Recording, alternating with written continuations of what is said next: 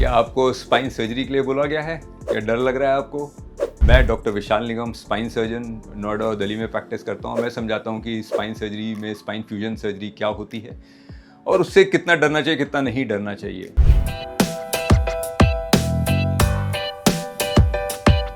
Spine fusion surgery तब हमें ज़रूरत पड़ती है जब स्पाइन में मूवमेंट हो रहा होता है। मूवमेंट का मतलब क्या है कि दो बोन्स होती है, उनके बीच में डिस्क होती है जो बोन्स को अपनी जगह रोक के रखती है। समझिए एक कील है जिसने हमारी चेयर और चेयर की टांग को रोक के रखा है। अब अगर डिस्क हमारी हिल गई है और वो नर्व को प्रेस कर रही है तो सर्जरी तो ऑब्वियस है कि हमारे को डिस्क को हटाना पड़ेगा जिससे नर्व फ्री होगी। बट प्रॉब्लम क्या है, क्योंकि हम डिस्क को हटा रहे हैं तो बीच में जो दो बोन्स को रोक के रखी हुई थी वो उन पे भी तो सपोर्ट कम हो गया है, तो वो बोन्स आपस में मूव करने लग जाएंगी। अगर वो आपस में मूव करेंगी तो धीरे धीरे से हमें बैक पेन होगा और धीरे धीरे से फिर से हमारे को लेग पेन होगा, फिर से नर्व दबेगी। एक तरीके से समझिए कि हमने आज सर्जरी कराई है तो काफ़ी कॉमन होता है लोगों के 3 साल में, 4 साल में, 6 साल में दोबारा से पैरों में दर्द, दोबारा से सियाटिका होना शुरू हो जाता है। और वो इसलिए होता है क्योंकि पहली बार सर्जरी तो कर दी गई बट स्पाइन में इतना मूवमेंट होना शुरू हो गया था कि दोबारा से टिश्यूज़ बनने शुरू हो गए, दोबारा से नर्व प्रेस होनी शुरू हो गई, दोबारा से ही हमारे को पूरा सियाटिक नर्व के अलॉन्ग पेन होना शुरू हो गया जिसको हम सियाटिका कहते हैं।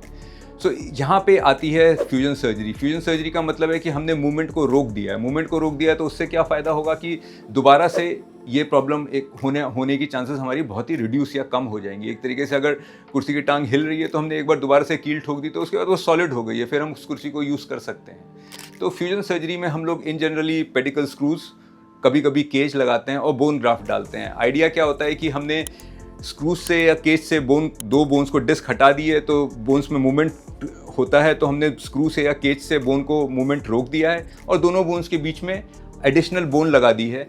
एडिशनल बोन का कंसेप्ट वैसे ही है जैसे सीमेंट का कंसेप्ट है कि आपने सीमेंट लगा दिया है तो छत जो है वो सॉलिड हो रही है। एक बार सॉलिड हो गई तो आपने जो बांस लगाए हैं छत को सपोर्ट करने के लिए उनको आप बाद में हटा भी सकते हो या पड़े भी रहने दो, उन पर उनका रोल खत्म हो गया है क्योंकि एक बार छत सॉलिड हो गई तो सॉलिड हो गई है। सिमिलरली स्क्रूज का रोल पहले 3, 4, 5, 6 महीने तक रहता है जब तक कि बोन्स पे स्क्रूज प्रिवेंट करते हैं कि मूवमेंट ना हो।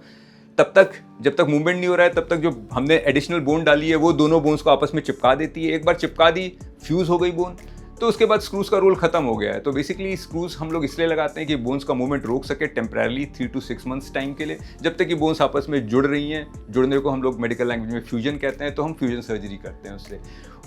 अगर एक बार अच्छी फ्यूजन सर्जरी हो गई तो क्योंकि वो डिस्क ही नहीं रह गई तो वो नर्व पे इशूज़ दोबारा से हमारे आएंगे ही नहीं, तो हम लोग सेफ हो जाते हैं।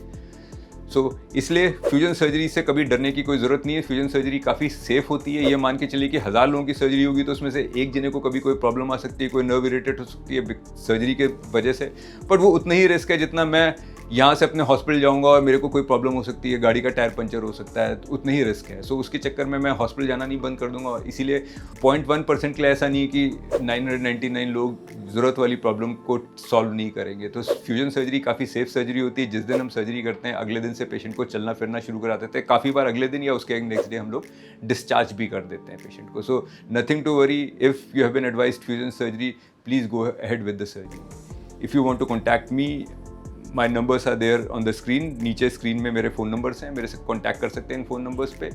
और अगर आपको मेरी नॉलेज पसंद आई है तो मेरे चैनल को सब्सक्राइब करिए प्लीज़। Thank you.